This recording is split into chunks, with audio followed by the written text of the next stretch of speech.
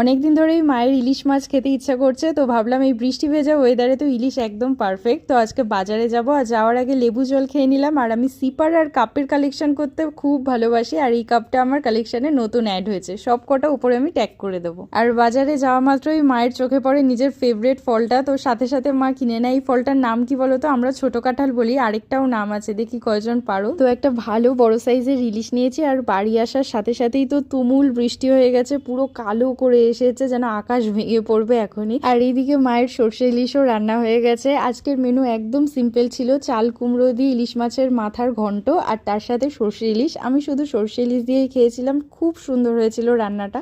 আর এনারা দেখো cross connection হয়ে ঘুমোচ্ছে, পোজ দেখো শোয়ার, মানে এক একটা অদ্ভুত প্রাণী আমাদের বাড়িতে থাকে।